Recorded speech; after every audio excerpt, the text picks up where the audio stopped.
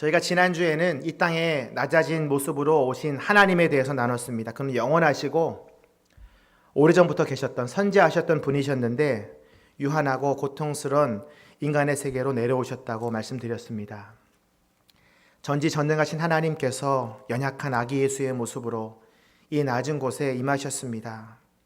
보통 사람들도 태어나지 않는 곳인 누추한 마국간에서 그 생을 시작하셨습니다. 그리고 그 일생을 낮은 자를 위해 섬기신 예수님에 대해서 오늘은 나누길 원합니다. 제가 초등학교 시절에 유행했던 놀이가 하나 있었는데요. 게임 이름이 왕게임입니다. 왕게임. 게임은 가위바위보를 해서 가장 높은 왕의 자리까지 올라가는 것입니다. 그 첫 단계는 거지부터 시작합니다. 그래서 가위바위보를 해서 거지를 정합니다. 그리고 나서 단계가 평민, 귀족, 신하, 왕 이렇게 올라가게 되어 있습니다. 그러니까 5명 정도가 재미있게 할 수 있는 게임인데요. 게임의 반전은 왕의 자리에서 한 번에 가위바위보에 지면은 거지가 된다는 것입니다. 힘껏 왕으로서 살다가 거지가 된 기분.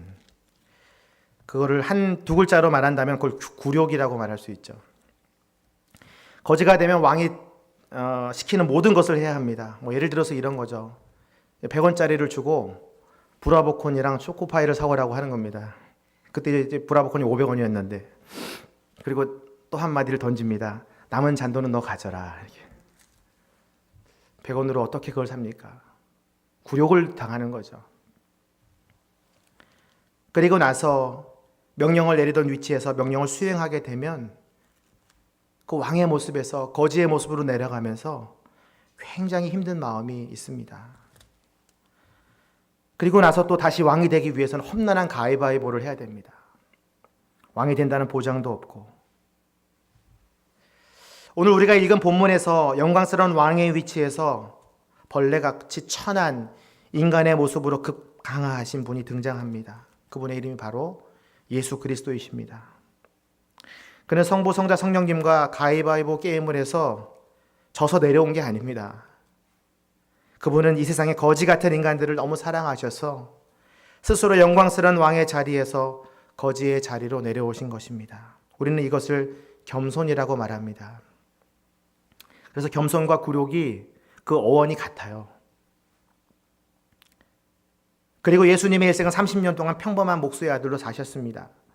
오늘 본문의 배경은 예수님이 3년의 공생애를 사시고 거의 막바지에 다다랐을 때 일어났던 사건입니다. 요한복음 13장 예수님께서 제자들의 발을 씻기시는 사건, 마가의 다락방에서 일어나 있던 마지막 고별 설교와 함께 등장했던 이 사건은 예수님의 가장 낮은 모습을 잘 보여주고 있습니다.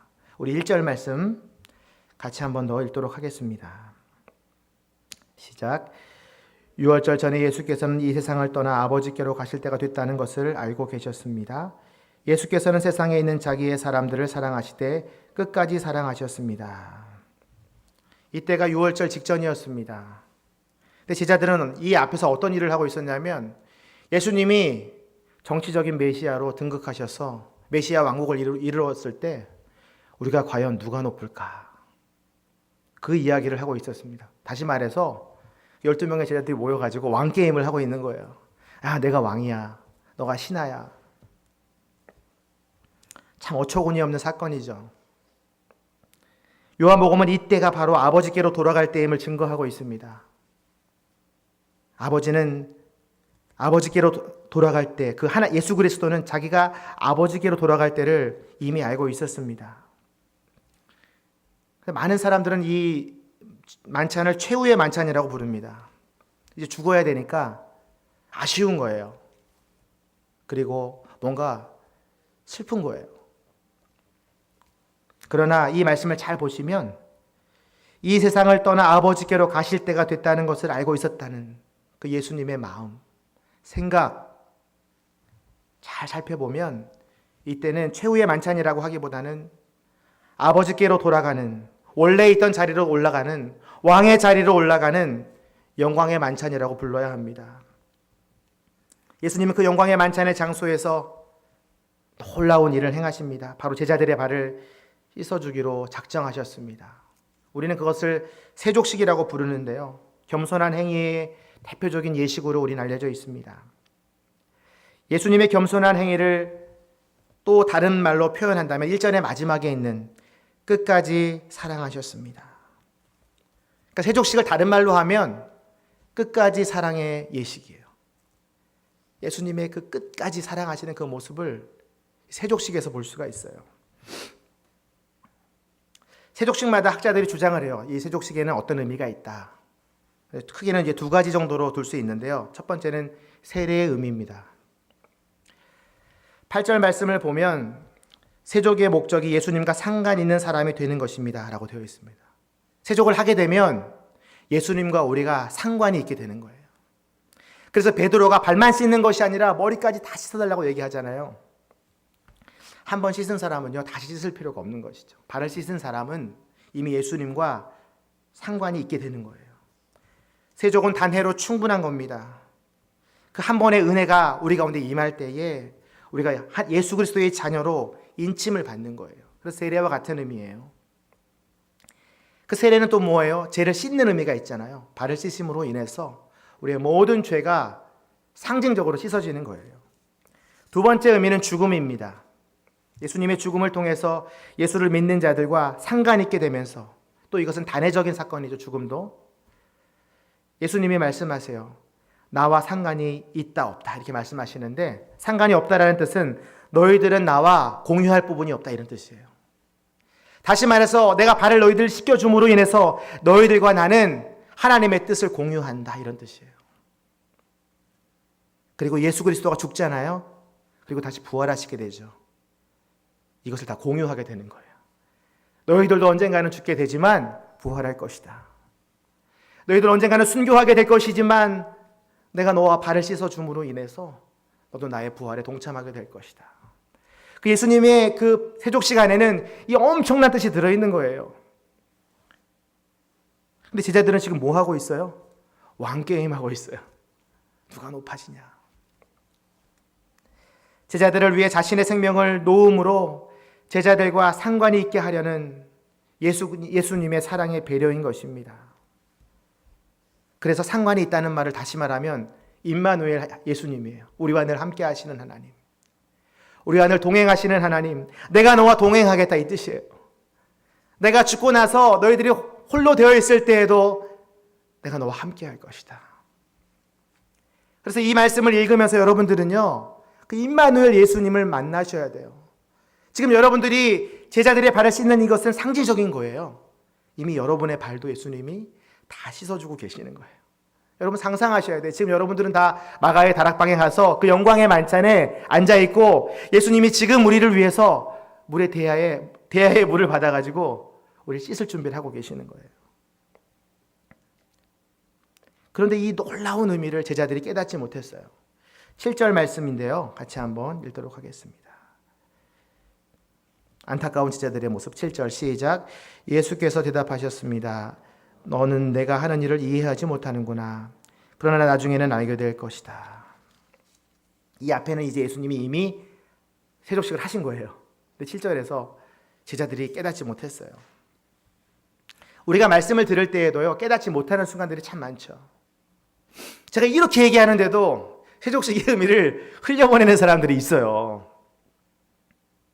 여러분 깨달으셔야 돼요. 세족식이 뭔지, 그게 나와 무슨 관계가 있는지, 그게 낮아지신 예수 그리스도와 어떤 의미가 있는지, 그래야 여러분들이 예수님과 동행하게 돼요. 예수님은 제자들이 세족의 의미를 깨닫기를 원하셨지만 제자들은 이해하지 못했고, 예수님은 계속해서 상관없이 이 일을 진행하십니다. 4절 말씀, 먼저 허리에 수건을 두르신다는 표현이 나오는데요. 같이 한번 읽겠습니다. 4절 시작. 식탁에서 일어나 겉옷을 벗고 허리에 수건을 두르셨습니다. 이 유대인들은요, 이 어떤 행동 안에 많은 의미들을 두고 움직입니다. 그래서 허리에 수건을 두르는 행위는 내가 지금 일을 하고 있다 이런 뜻이에요. 또한 발을 씻는 이 모습은요, 이 종의 전형적인 모습을 뜻해요. 그러니까 허리에 수건을 두르시고 발을 씻기고자 하는 예수 그리스도의 모습. 베드로전서 5장 5절에도 나오는데요. 개역개정에 보면 이렇게 설명되어 있어요. 겸손으로 허리를 동이라. 예수님이 베드로의 발 앞에 지금 나아가고 있는 거예요. 수건을 차고 허리를 숙이고 무릎을 꿇고. 이 장면을 6월절 만찬장에서 예수 그리스도의 장면을 베드로가 막 묵상하다가 아마 베드로전서에서 이렇게 썼을 거예요. 너희들은 다른 사람을 겸손히 섬겨야 한다. 그 표상으로 예수 그리스도의 허리를 동이는 모습을 지금 추억하는 거예요. 그래서 이 구절을 더 쉽게 해석하면 겸손으로 허리를 동이다라는 뜻은 겸손의 앞치마를 두르다입니다. 예수님은 이렇게 늘 종의 모습으로 사셨습니다. 그 당시에는 많은 종들이 있었는데요. 여러 종들이 있었어요. 종에도 근데 계급이 있었다는 거예요. 그래서 따라서 하는 일들이 다 달랐어요. 집을 지키는 종, 집안일 하는 종, 심부름하는 종, 밭일 하는 종, 시중 드는 종. 그 중에 가장 낮은 등급의 하급의 종은 뭐냐면 발을 씻기는 종이에요. 여러분도 잘 알다시피 유대인들의 그 살았던 동네의 기후는요, 먼지가 많았어요. 대건조하고. 그래서 사람들이 샌들을 신고 다녔는데 발에 항상 먼지가 끼는 거예요. 그래서 사람들이 손님이 집에 들어가면 주인은 손님에게 항상 씻을 물을 준비해야 했어요. 그러면 발을 씻기는 종이 딱 나와가지고 허리를 동이고 씻겨줘요. 그걸 바로 예수 그리스도가 지금 하고 계시는 거예요. 허리에 수건을 두르고. 이건 어떤 뜻이에요? 나는 당신의 종입니다. 내가 그 제자들의 발을 씻기는 종입니다. 라고 선언하는 거예요. 여러분, 우리가 주님의 일을 한다고 얘기하잖아요. 내가 주님을 위해서 산다고 얘기하잖아요. 아주 간단해요. 허리를 동이면 돼요. 여러분들이 가지고 있는 수건을요, 허리에 차세요. 근데 그 수건에 뭘 넣어야 돼요? 여러분들의 자존심, 여러분들의 고집, 여러분들의 뜻, 여러분들의 생각과 방법 다 거기들 수건에 쌓아가지고 허리에 딱 두른 후 누군가 앞에 무릎을 꿇는 거예요. 내가 좋아하는 사람 앞에 무릎을 꿇고 그 발을 닦아주는 거 굉장히 쉽죠. 누구나 할 수 있죠. 나를 가장 힘들게 하는 사람 앞에서 발을 씻는다고 생각해 보세요. 죽을 만큼 힘든 일입니다. 예수님이 가장 힘들어하던 제자가 누구였을까요? 2절을 보면 알 수 있는데요. 우리 2절 말씀 같이 읽겠습니다. 예수님이 가장 씻기 싫어하는 발, 그 유다의 발이었는데 같이 한번 읽겠습니다. 시작. 저녁 식사를 하는 동안 마귀는 이미 시몬의 아들 가룟 유다의 마음속에 예수를 배반할 생각을 넣었습니다. 여러분, 기분이 어떠할까요? 나를 이제 곧 배반할 사람의 발을 씻기는 거예요. 저는 못합니다. 저를 등을 치고 저를 죽이려고 모의하는 사람들과 손을 잡은 제자랑 어떻게 제가 그 발을 씻깁니까? 예수님은 거기까지 더 낮아지십니다. 아마 여기서는 허리를 동이고 무릎을 꿇었다고 하지만 제가 이 장면을 보면서요, 예수님 바닥에 완전히 엎드린 거예요. 여러분, 화장실에서 나오실 때 여러분 각 집마다 뭐가 있어요? 발을 닦는 걸레가 있죠. 큰 걸레, 발걸레. 예수님이 마치 그런 모습처럼 지금 화장실 앞에 지금 엎드려 누워 계시는 거예요. 모든 제자들이 발을 씻기기 위해서. 근데 우리는 어떻게 해요? 상대방에 따라서 우리의 겸손의 정도를 조절해요. 이 사람은 내가 겸손히 섬겨야 될 사람. 우린 윗사람한테는 참 잘합니다. 그렇지 않고 낮은 사람들, 어린 사람들, 연약한 자들에게는 겸손의 정도를 조금 올려요. 이 정도만 해주면 되겠지. 예수님 그걸 원하지 않으세요. 예수님은 동일하게 낮아지셨어요. 항상 그 바닥까지. 우리도 그렇게 섬길 수 있도록 기도해야 할 것입니다. 예수님이 원하셨던 건 뭐냐면 이 제자들이 그렇게 되기를 원하셨던 거예요. 복음을 전하려면, 하나님의 영광을 드러내려면 낮아져야 되거든요. 예수님은 계속해서 세족식을 진행하십니다.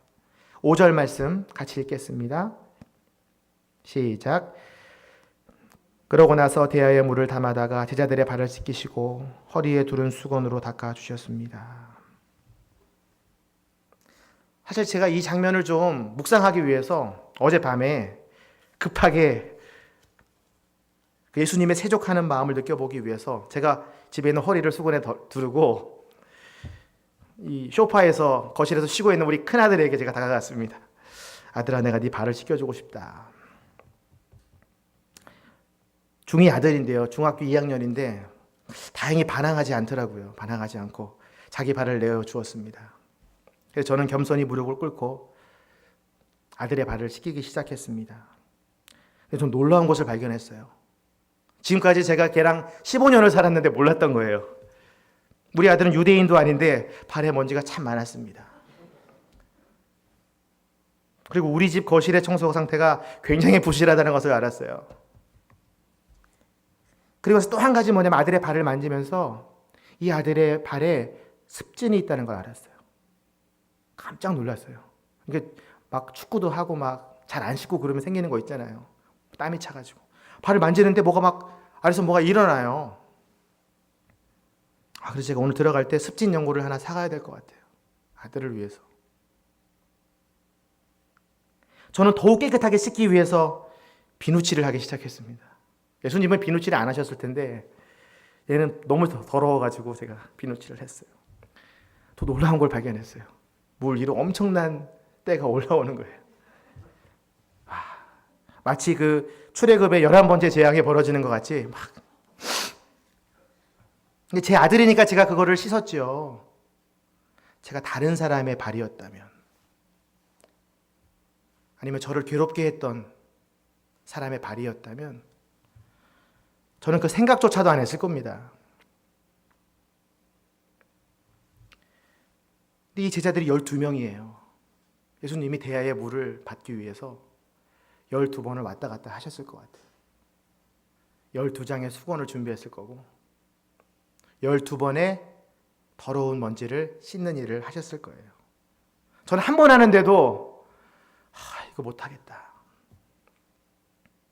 저는 그래서 그 발을 씻는 것이 얼마나 하급의 일인지 깨달았어요.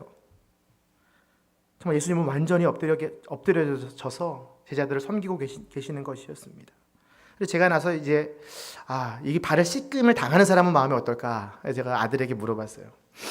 아들아, 기분이 어떠니? 물어봤어요. 그러니까 아들이 아빠, 굉장히 따뜻하고 편안한데? 이러더라고요. 제가 더운 물로 씻어줬거든요. 피가 잘 돌게. 아마 제자들의 마음도 그랬을 거예요. 아마 이전에 느끼지 못했던 그 예수님의 따뜻함, 아마 그 상상하지 못하는 그 예수님의 섬김에 대해서 제자들은 굉장히 놀랐을 거예요. 제자들 참 좋았겠구나. 왜 예수님이 그 낮아짐으로 제자들의 마음을 편안하게 해주었을까요? 이제 예수님은 십자가에 달려 돌아가시게 되잖아요. 그럼 제자들이 어떤 힘으로 살게 돼요? 예수 그리스도의 사랑으로 다시 일어설 수 있도록, 그 평안으로 돌아올 수 있도록 미리 예수님이 약을 치신 거예요. 그래서 그 마가다락방에서 나를 만지셨던 예수님의 손만 생각하면 힘이 나게끔, 평안이 돌아오게끔,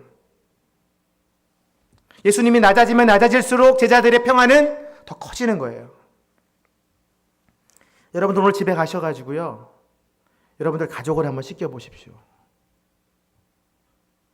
물론 가족들이 굉장히 당황할 겁니다. 하지만 제가 시켰다고 하시고 전신익 목사님이 꼭 씻기라고 했다고, 편안하게 자게 될 거라고 따뜻한 물로 한번 씻겨보세요. 예수님이 원하셨던 건 바로 이거예요. 제자들도 다른 사람들의 발을 씻기길 원하셨던 거예요. 예수님은 온 몸을 다해서 제자들을 섬기셨습니다. 완전히 낮아지셨습니다. 그게 어떻게 가능할까요? 저는 못한다고 했잖아요. 예수님은 그 이유를 알고 계셨어요. 내가 왜 그렇게 해야 되는지. 3절 말씀입니다. 같이 한번 읽도록 하겠습니다. 이 땅에 오신 목적 분명하셨기 때문에 세족식을 하실 수 있었어요. 3절 시작. 예수께서는 아버지께서 모든 것을 자기 손에 주셨으며 자신이 하나님께로부터 왔다가 하나님께로 돌아갈 것을 아시고는. 예수님은요, 하나님이 모든 것을 주셨대요. 다 가지신 분이에요. 근데 다 놓으셨어요. 세족식 그 현장에서. 다 가진 사람은요, 다 놓기가 어려워요. 예수님은 다 놓으십니다. 그분은 영원히 사실 수 있는 분이지만 죽음을 선택하셨어요.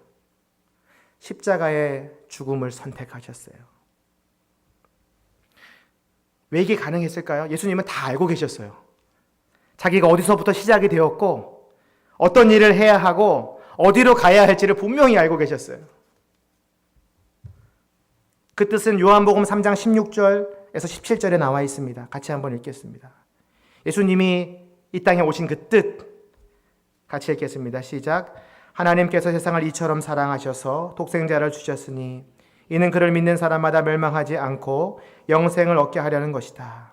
하나님께서 자신의 아들을 세상에 보내신 것은 세상을 심판하시려는 것이 아니라 그 아들을 통해 세상을 구원하시려는 것이다. 여기 보면 세상이 3번 나와요. 세상을 사랑하셔서 17절에 세상을 보내셔서 마지막에 세상을 구원하시기 위함이다.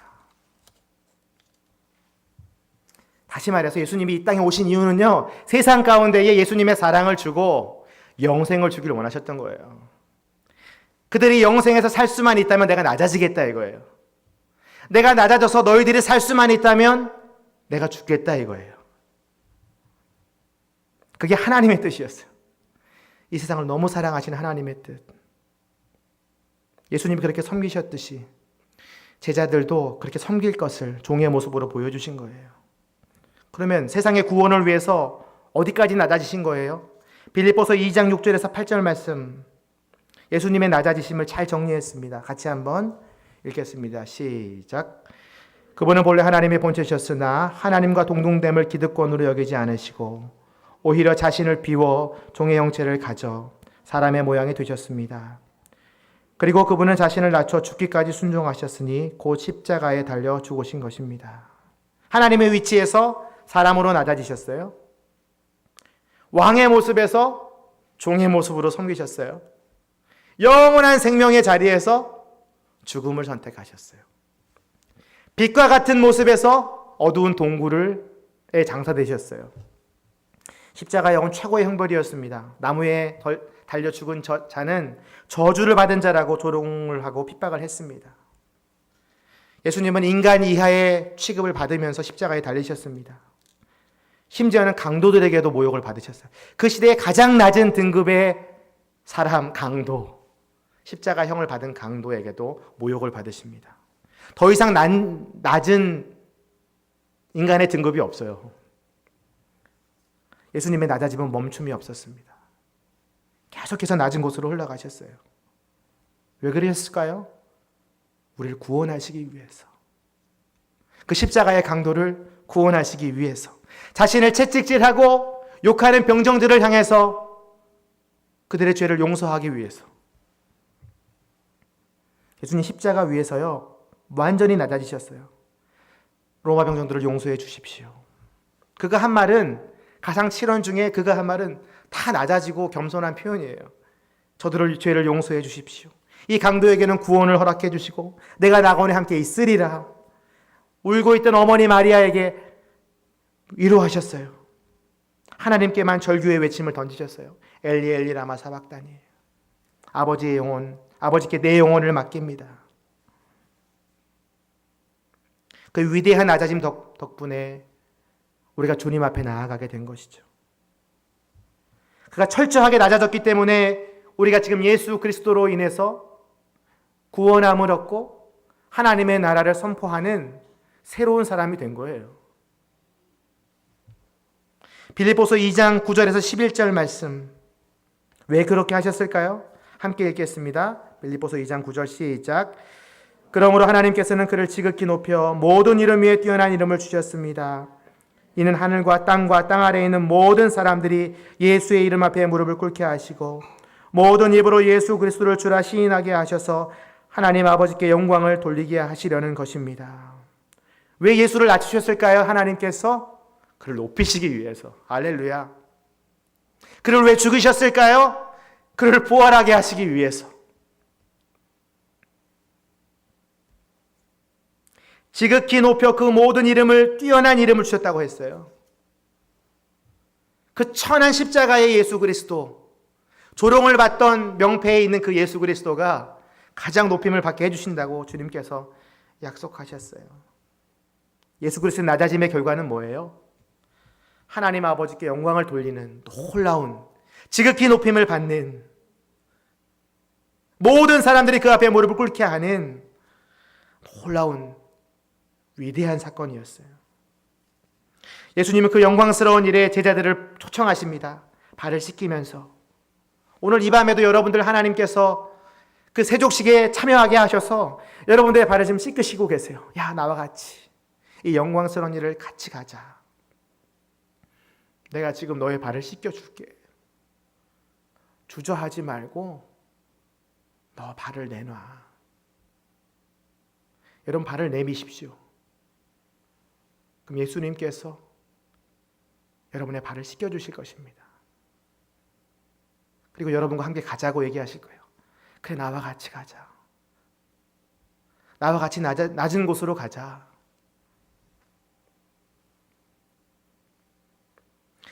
요한복음 13장 14절 15절 말씀이 있는데요. 이것이 우리의 사명이죠. 같이 한번 읽도록 하겠습니다. 시작. 주이며 선생님인 내가 너희 발을 씻겨 주었으니 너희도 서로 남의 발을 씻겨 주어야 한다. 내가 너희에게 행한 대로 너희도 행하게 하기 위해 내가 본을 보여 주었다. 예수님은 제자들에게 남의 발도 씻어줄 것을 권하고 있습니다. 명령하고 있습니다. 그리고 우리에게도 그렇게 하기를 원하고 계세요. 예수님이 여러분의 죄를 용서해 주셨잖아요. 여러분의 발을 씻겨 주셨잖아요. 여러분도 다른 사람의 죄를 용서해야 돼요. 그게 발을 씻겨주는 거예요. 예수님이 여러분을 사랑하셨잖아요. 여러분 하나님의 자녀로 부르셨잖아요. 여러분도 다른 사람을 하나님의 자녀로 봐야 돼요. 그 사람이 유다이건 배반할 자이건 세상에서 버린 자이건 간에 그의 발을 씻겨줘야 돼요. 우리가 다른 사람을 예수님처럼 섬길 수만 있다면 이 세상은 하나님의 나라가 됩니다. 우리가 내 자신을 부인하고 십자가를 질 수만 있다면 이곳이 바로 새하늘과 새 땅이 열리는 거예요. 자기 십자가를 지고 나보다 남을 낮게 여기는 그 사람을 위해 허리에 수건을 차고 다니는 거예요. 한 주간 동안 여러분은 어떤 성김으로 나아가실 겁니까? 여러분의 가족이나 직장 동료나 순원들에게 어떻게 낮아질 수 있을까요? 그것을 두고 기도하셔야 돼요. 그것이 보여야 돼요. 내가 그 사람 어떻게 도울 수 있을까? 제가 얘기했잖아요. 우리 아들의 발이 그렇게 더러운지 몰랐다고. 만지기 전엔 몰라요. 씻어주기 전에는 몰라요. 그 사람에게 다가가야 돼요. 그래서 그 사람을 만져야 돼요. 그 사람 발을 씻어줘야 돼요. 그럼 그 사람이 살아납니다. 그게 우리의 일입니다. 같이 기도하겠습니다. 눈을 감고 한번 묵상하기를 원합니다. 하나님, 나의 마음이 그리스도의 마음과 같게 되길 원합니다. 허리를 동이고 수건을 두르고 무릎을 꿇고 살기를 원합니다. 예수님처럼 낮아지길 원합니다. 하나님은 천한 인간의 모습으로 낮아지셨고 하늘의 보좌에서 십자가로 낮아지셨고 생명의 주관자에서 죽임을 당한 어린 양처럼 낮아지셨고 빛이신 분께서 스스로 어두운 동굴에 장사되셨고 저희도 예수님처럼 낮아지게 하여 주시옵소서. 다른 사람의 발을 씻길 수 있도록, 다른 사람을 용서할 수 있도록, 그의 발을 만질 수 있도록 하나님 저에게 용기를 주시고 사랑을 주시고 그리스도의 겸손을 깨닫게 하여 주시옵소서. 우리 이 제목 가지고 함께 기도하며 나아가겠습니다. 하나님 아버지, 오늘 말씀을 통해서 우리에게 참된 겸손의 덕을 깨우쳐 주신 하나님을 찬양합니다. 주님, 제자들은 너무나 당황하였지만 예수님은 자신의 일을 묵묵히 하였습니다. 무릎을 꿇고 허리를 숙이고 수건을 두르고 그들의 발을 씻길 때에 그들의 죄가 씻어지며 그들의